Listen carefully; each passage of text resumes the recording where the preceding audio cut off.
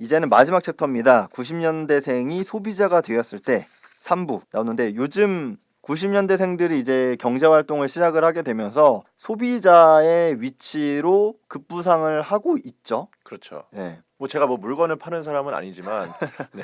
저는 이제 뭐 영상을 만들고 할 네. 때 뭐 계획서를 쓰잖아요. 클라이언트한테 이런 식으로 하겠다라는 계획서를 보낼 때마다 늘 그런 코드를 좀 생각하기는 하는 것 같아요. 코드라면 세대들이 좋아할 만한 코드, 예를 들어 병맛이라든지 혹은 너무 진지충이 아니게끔 혹은 되게 간결하고 짧게 좀 훅이 될 수 있는 약간 그런 식의 영상 신호를 써가지고 냈던 것 같아요. 조금이라도 튈 수 있고 그다음에 초반에 후킹이 돼가지고 네이밍도 좀 입에 좀 붙을 수 있고 막 이런 것들을 좀 염두하면서 영상을 만들었던 것 같아요. 영상으로 돈을 벌기 시작한 것은 사실 이 세대가 주력 산업일 때였기 때문에 이전에는 잘 모르겠어요. 근데 저는 시작할 때부터 이 세대의 영상 산업에서부터 했기 때문에 이런 류로 이렇게 염두하고서 만들고 있는 것 같아요. 90년대생들이 소비를 한다는 것 자체가 실제로 마케팅적으로도 이런 것들이 있죠. 뭐 인스타그램에 광고를 만들면은 컨텐츠들이 대부분 앞부분에 사람들이 스크롤하면서 내릴 때 이거를 시선을 끌 수 있을 정도의 3초 정도 뭐 5초 정도 후킹을 넣고 그 다음에 쭉쭉쭉 이야기를 하고 그런 맥락들이 있죠. 이 책에서 그 90년대생들이 바꿔버린 소비 지형도라고 되게 거창하게 두 번째 챕터가 있는데 여기에서 들었던 예들은 저는 조금 별로였어요.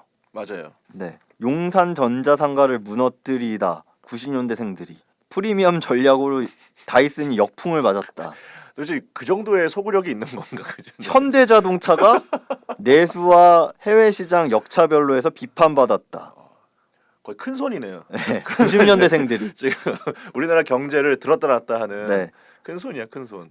해외 직구가 증가해서 산업들이 위기를 맞는다. 특히 뭐 마켓컬리 이런 얘기 나오는데 마켓컬리라는 서비스 혹시 아세요? 아 몰라요? 마켓컬리가 뭐야? 마켓컬리가 뭐냐면은 식재료를 오늘 주문하면 다음날 새벽에 배송을 해주는 시스템이에요. 신선식품이나 이런 것까지. 근데 쿠팡맨처럼 빨리 오네. 업계 최초로 식료품의 새벽 배송을 가능하게 만들었던 게 마켓컬리고 이게 사실은 강남에 있는 주부들 대상으로 유명세를 탔고 최근에 전지현 씨가 광고 모델로 하긴 했었잖아요. 그래서 이제 마켓컬리가 과연 유통시장을 장악을 해서 이게 정말 성장할 수 있고 뭐 상장까지 할 수 있을 것이냐 뭐 이런 이야기들이 많았었는데 최근에 보면은 불가능할 것 같고 근데 이제 이 마켓컬리라는 서비스 자체는 30대 이상 주부들을 주로 타겟으로 했단 말이에요. 근데 이게 90년대생이랑 무슨 상관이 있는지 저는 전혀 연관성을 찾을 수 없었고 다이슨 90년대생들이 자취하는 사람들이 안 사잖아요. 80만 원이 나도 못 샀는데. 네, 저도 못 샀어요 아직. 다이슨을. 그래서 여기서 그 90년대생들의 소비 형태를 어떤 걸 얘기하려고 하는지는 알겠어. 네.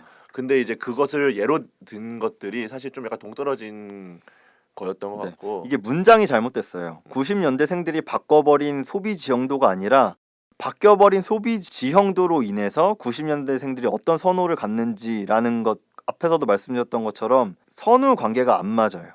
뭐 이런 식으로 소비 지형이 바뀌었기 때문에 90년대생들은 그거에 영향을 받아서 어떻게 마음을 사로잡아야 되는지 이런 식으로 이야기가 나오는 게 더 타당한 것 같아요. 근데 최근에는 이런 것들도 있어요. V커머스라고 혹시 들어보셨어요? 네네. 애초에 상품 기획단부터 비디오, 즉 광고를 어떻게 찍을지 기획을 하고 그거에 맞춰서 제품을 생산을 하는 거야.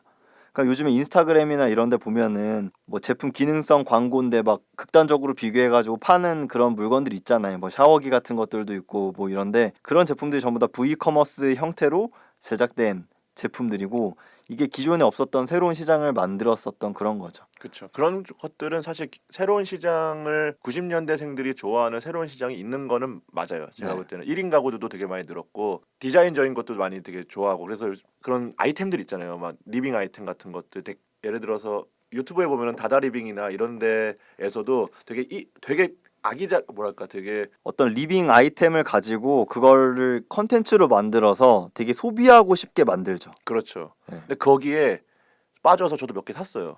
어떤 거 사셨어요? 저 호치키스 이렇게 박는 게 있는데 되게 잘 박히는 게 있어. 그 빼낼 때도 되게 쉽게 빼지고. 그 뭐 보면 너무 사고 싶게끔 만드는 것들이 있거든. 그리고 난 페이스북에서 그것도 샀어. 그 화장실 더러운 거 이게 뿌려가지고 뿌리기만 하면은 깨끗해진다고. 깨끗해지긴. 근데 이게 진짜 무서운 게 이 다다 스튜디오가 원래 CJ 거예요. 그렇다면서요. 네, CJ 옷쇼핑에서 만든 스튜디오거든요. 그러니까 어떻게 보면 CJ가 문화를 이런 식으로 장악을 해 나가고 있는데 머리를 잘 썼지. 네. 진짜 CJ 건지 모르고 그냥 되게 그 중소기업 제품을 소개하는 것 같은 것처럼. 느낌으로 네. 해가지고 근데 사실 하는 그 거지. 홈쇼핑에서 팔려고 했었던 그런 제품들까지는 아닌데 이제 우리가 이런 식으로 영상 제작해서 할 테니까 뭐 중간에 영상 제작하고 수수료 받아가지고 수익을 창출하는 그런 방식이겠죠. 그런 식의 한 그룹을 만들어진 것은 사실이긴 해요. 그렇지만 아까 여기서 책에서 말했던 것처럼 어떤 지형도를 바꿨다느니 네. 막 그 정도의 수준은 아닌 거지 사실. 네. 이제 앞으로 바뀌겠죠. 그쵸. 이들이 그러니까, 정말 예. 30대가 되고 했을 그러니까 때 90년대생들이 바꾼 거는 지금 말씀드렸던 어떤 V커머스나 이런 형태의 이제 소비 패턴이 90년대생들이 바꾼 거지. 사실 뭐 앞에서 예를 들었던 스몰비어나 이런 것들 뭐 마켓컬리, 현대자동차 이런 건 90년대생들이 직접 바꾼 건 아니고 바뀐 거를 본인들이 보고 자란 거죠.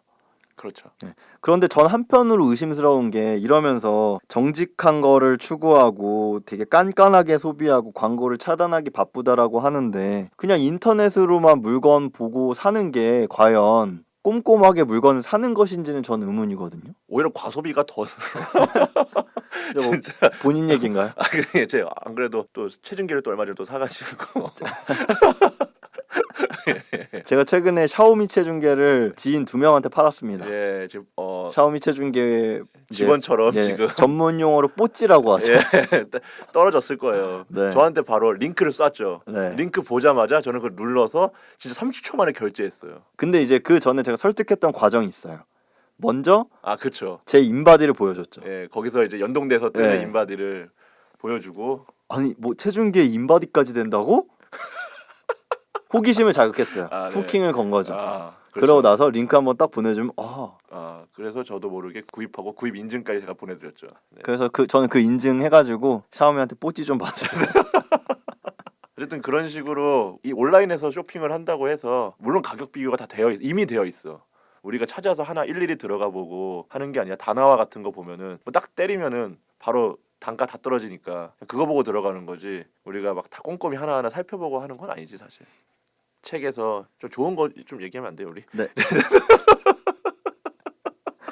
뭐, 예, 물론 네. 이제 책은 문제의식은 좋았어요. 근데 예, 이제 예, 중간중간 좀 오류나 오류라기보다는 그냥 이제 안 맞는 거죠. 예. 왜냐하면 저희는 세대가 비슷하니까. 그쵸. 그러니까 내가 만약에 90년대생에서 이야기를 했다면 이런 예시들 말고 이것이 더 적당할 것이다라고 생각해 보는 거죠. 그렇죠. 우리 둘의 취향이 다르니까. 그렇죠. 네.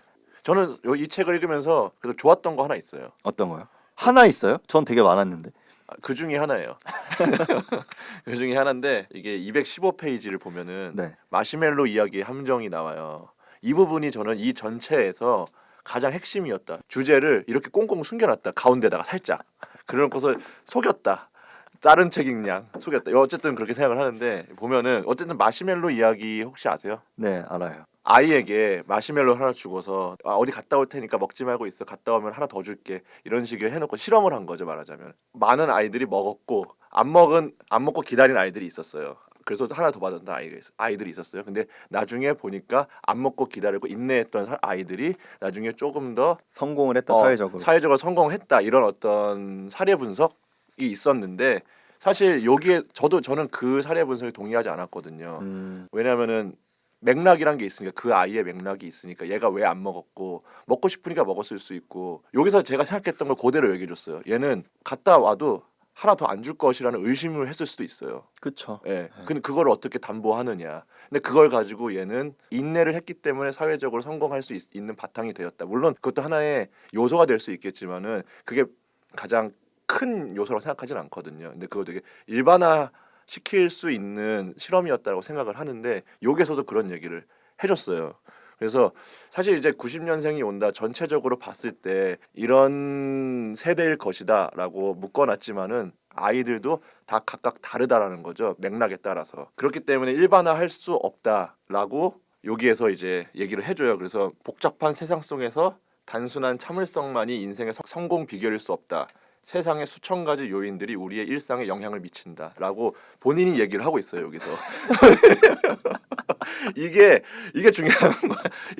굉장히 많은 맥락들이 각각의 맥락들이 모든 거를 그 사람을 만드는데 여러 가지 수천 가지 요인들이 있는데 지금 굉장히 몇 가지 이유만으로 지금 90년대생을 좀 묶었죠 이 책에서. 하지만 이 세 사람 가지로 정했어요 심지어. 예, 그렇죠. 90년대생의 특징. 하지만 그러기에는 너무나 많은 주변의 요인들이 우리의 인생을 결정하는데 중요한 요인들이 수천 가지가 있다라고 심지어 얘기를 하고 있어요. 저는 이 90년생이 온다라는 책에서 가장 중요한 밑줄 칠 수 있는 부분이 여기가 아니었나 생각이 저는 드네요. 딱 하나 있는데 딱이요 딱. 예. 맺는 말에 혼자 이룰 수 있는 건 없다라는 챕터명인데 네. 우리가 받은 사회의 혜택과 따스한 호의는 반드시 사회를 향해 모두를 향해 돌려주고 나누기 위해서 우리는 오늘의 아픔을 내일의 땀과 꿈으로 넘어선다. 딱 꼰대들이 90년대생들에게 하는 말입니다. 그렇죠. 그러니까 여기에서 이제 저자가 마지막에 정리하면서 했던 얘기는 뭐냐면은 기존 세대들이 뒤따라오는 세대들에 대해서 호의를 베풀고 어떤 사회적으로 혜택이라고 이야기를 했어요.